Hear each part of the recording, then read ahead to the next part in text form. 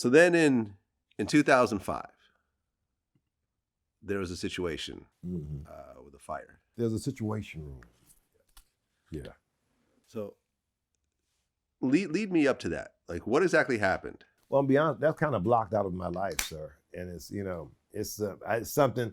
It was a bad situation, and it prompted me to go into a deep depression.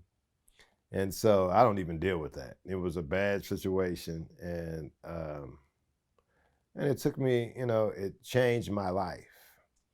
Basically, the fire got on me. Well, I guess it was an aerosol can behind. Yeah, water heater, something blew up. It was a fault, and bam, and thank you, Jesus. No, I wasn't hurt. I was hurt very bad. Yeah. But I wasn't, it wasn't scarred. It blew me back. I remember that thing blew me back. I never told people, but it blew me back. My shoulder I was burnt, but I think I broke my shoulder, and I was like, damn, my shoulder hurt. But I was so messed up on the other side, then fuck it. I didn't tell them about my shoulder. I think I had broke it. That's true. But anyway, it was a deep, bad situation that took me into a deep depression, you guys. I thought about suicide. I thought deep, but it's hard to commit suicide when you're 6'6" because the ceiling right here. So, You can't hang yourself? Yeah, I can't hang myself. But I could joke about that. People say, no, it happened to me. So, and then, but it made me realize, it made me change myself as a comedian. It really did, because it was like, I was like, man, when I come out, man, I'm gonna be truthful. I'm gonna hit them a completely different way. No more holding back on this comedy. Well, right, because with the Mr. Cooper show, you were like the straight-laced guy. Yeah, I was straight. I was Mr. Cooper. You're Mr. Cooper. Yeah, I was Mr. Cooper. I was a teacher. Right. So I had morals. So you kind of formed your comedy around that character a bit? You didn't go all the way left with it? No, during that time, it was difficult because I was going, I was a different comedian.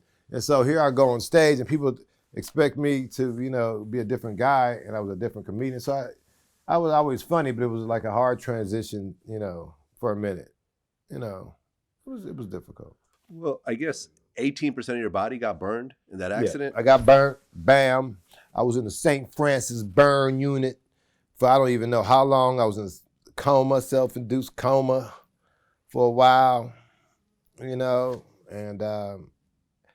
the Lord saved me, and he saved me because it was just a trauma event, and, he saved me. And because I was supposed to get, the pain, the biggest thing that hurt me was I lost weight. I was like 230, 240 then, and it shocked my body or something, and suddenly I went to zero. I went down to I remember Nike sent me some clothes because I saw somebody else in the burn unit. I said, do I gotta wear these scrubs? He said, no, you don't have to. I'm like, oh man, send me a Nike outfit. So I'll be Jordan in this month. I'm in the hospital, and I remember I went to take a shower. There was a lady, nurse would always take me to, I didn't take a shower. Couldn't put no water on me because I was bandages, but I would just, wash myself. I said, I'm putting on my Nike stuff. Nike opened my box. And I remember I put the pants on and the pants fell off. I'm like, what the hell? What happened? And they didn't give you no mirrors in there. I looked, and I was like, what? And these are my size, XXL. What the hell? Oh, there's no mirrors in the burn unit. Nah. Oh, right. And then I said, I said, go get me a scale. She said, you sure? I said, yeah, go get me a scale. What the hell? And I looked and I lost so much weight. That's when I started crying. I was like, what is going on? What? And it was a bad situation to be in that burn unit, and they was gonna scrape you, and it was like, but I remember they wanted me to get into the water, and that's when the pain, and I said, nah, they got a chair, they gonna dip you into the water. I said, nah. If I'm gonna take this pain, I'm gonna get in myself. Oh, sir, you can't do that. That's bullshit. I said, ladies, back off. And I remember I took all my stuff off, and I got into that water. It was supposed to hurt, and it felt like a baptism. And the Lord, I didn't feel no pain. Maybe I don't know, but I didn't feel it. But the water felt good as hell. I was like, oh man, I hadn't had no water for a while. And they did what they're supposed to do, the bad stuff. And, and it was probably the most dramatic experience. It took me so low into a black, valley. And people didn't know what was wrong with me, but it was like I went dark for some reason. Well, I guess Bill Cosby called you while you were in the hospital. Yeah, Cosby called me. Yeah, everybody called me. Yep, I'm in the hospital. Cosby called me, making jokes. Damon Wayans called me. Chris Tucker, all the comedians called me. All the motherfuckers joked on me. Well, I guess they were comparing you to Richard Pryor. Yeah, every dude called me, and I took it in stride. Are you freebasing too, motherfucker? Yeah, all that shit. Yeah, that's what he said. He said, "You smoking dope or something?" I was like, "No, man." And they all said, "That's true shit." They all talk. Yeah, they all talk shit to me. I mean, did you have a relationship with Cosby? Yeah, I knew Cosby. Yeah, I knew Cosby. I mean, when you look at where Cosby is right now, I don't even talk about that. Yeah. No comment? Yeah, I ain't no comment on that. I want to keep this interview. That's like yeah, man. No offense. So eventually you get out of the hospital. Yeah. Now, are you still scarred up? Yep. Or still scarred up, messed up, fucked up on some super pain pills. Still to this day? No. Oh, when you and first I refused get out. to take them. They had me on some stuff so powerful.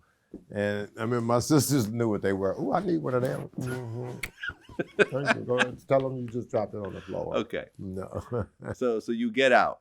Yeah. How long before you actually start doing comedy from the time that you actually get released from the hospital? I was back on that stage. I remember I had a corporate event to do in Mexico. Maybe about, I remember I was in Mexico. I was still bandaged up. And so maybe, I don't know. I don't know how long it was, but I was still bandaged up. I couldn't remember times. I remember I went to Mexico. I couldn't go outside because I still had fresh burns. But I still did that event.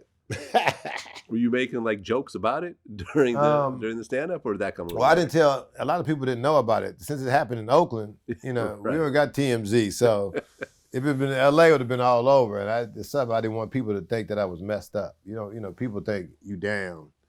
And I really didn't tell nobody, and people really didn't care. I don't think. Okay, but you got right back on that stage. I got right back on that stage, a different animal, a different beast. So at this point, like when I look at some of your more recent comedy, Mm-hmm. it's a little more hard-edged, a little more, swear words, a little more vulgarity, Mm-hmm. more sex jokes. Mm-hmm. Mm-hmm. So you just started going all out at that point. Yeah, I started going all out. I started saying that I did it like this. I'm going to say what's on my mind, the truth. I'm not going to hold back. I'm not going to try to be conservative. They come to see Mr. Cooper. That was a TV show. I'm giving the people what they want. People want to hear what they want to hear. And so I'm giving them, I'm being me. Just being the different person. You got to change with the times. You can't sit there and just do the same thing. And, I change with the times. Sometimes I curse, sometimes I don't. I could do a complete clean set easily, but some of these times, I'm cursing is within character. And so, but it is what it is. When I was on in that hospital, I said, I'm damn near dead. I'm hooked up to all these machines. I said, if I get out of this motherfucker, I don't care. I'm gonna go crazy.